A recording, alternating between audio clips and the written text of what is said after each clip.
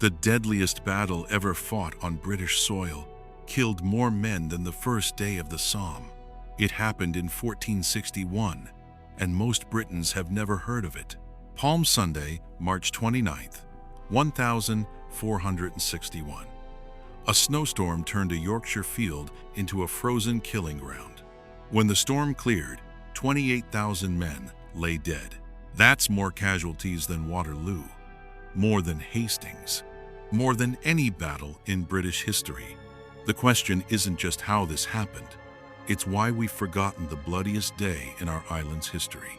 England, 1461. The kingdom was tearing itself apart.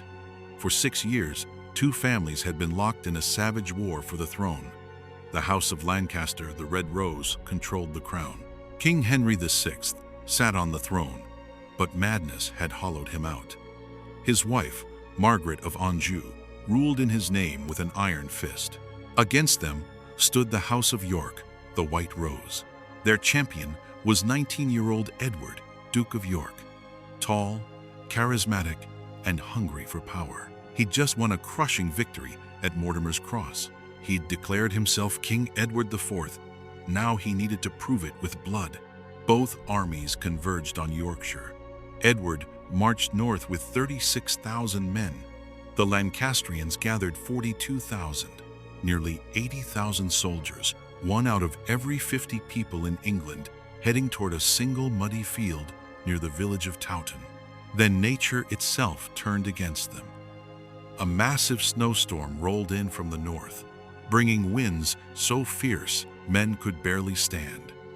What came next would redefine brutality. Dawn, March 29th. The snow fell so thick you couldn't see 50 yards. Both armies formed battle lines in the blizzard, and then Lord Falkenberg, commanding Edward's vanguard, made a decision that would slaughter thousands. He ordered his archers forward. Every longbowman in Edward's army, thousands of them, unleashed a coordinated volley. But here's the genius. They weren't aiming at anything. The wind was at their backs. The snow was in the enemy's faces.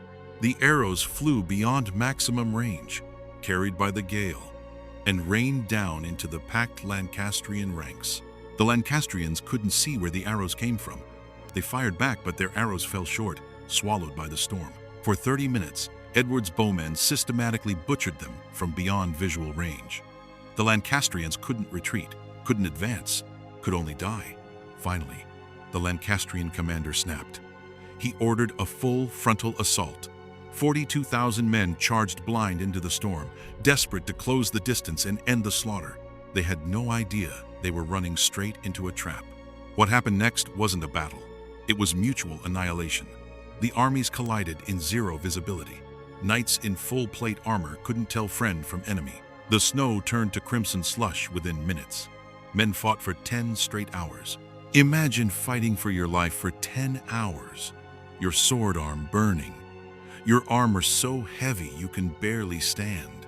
Bodies piled so high you're climbing over corpses to reach the next man trying to kill you. The snow never stopped. The killing never stopped. Around noon, Edward's reinforcements arrived, 9,000 fresh troops. The Lancastrian left flank shattered. Panic rippled through their lines.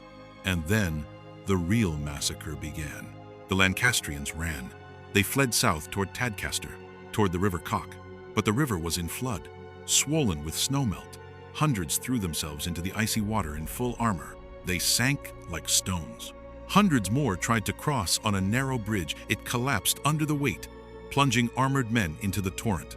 Edward's cavalry hunted the survivors for miles. No mercy, no quarter, no prisoners. By nightfall, the killing finally stopped. Not because anyone showed mercy, but because there was nobody left to kill. 28,000 dead in a single day.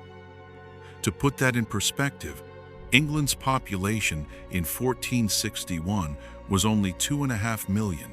This battle killed more than 1% of the entire country in 12 hours.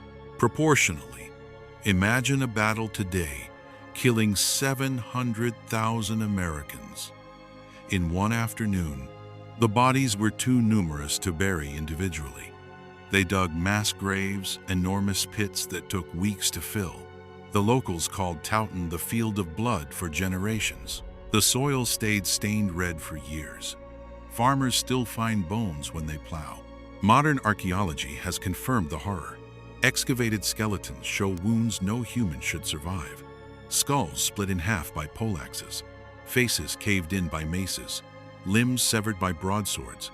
Many bodies show 8, 10, 15 separate fatal wounds. They kept fighting until they physically couldn't anymore. And yet, within 2 generations, Towton faded from memory. The Wars of the Roses ended. The Tudors took power and rewrote history to make themselves look legitimate. Battles like Bosworth, where Henry Tudor won the crown, got glorified in Shakespeare plays. Towton got buried with its dead. Today, you can visit Towton. There's a small cross marking the battlefield. Most days, you'll have it to yourself. No visitors, no tour buses, just a quiet Yorkshire field where the grass grows green and thick, fertilized, some say, by 28,000 corpses. We remember the Somme. We remember D-Day, we remember Waterloo, but we've forgotten Towton, the single bloodiest day in British history. Perhaps because it's too honest, too brutal, too revealing about what we're capable of doing to each other when we decide the man next to us deserves death. 28,000 men died arguing over which family deserved a crown. Palm Sunday, 1461. The snow fell, then melted. The blood soaked into the earth, and England moved on. The question isn't why we fight, it's why we choose to forget. If this battle captivated you, hit subscribe for more epic military history. Drop a comment.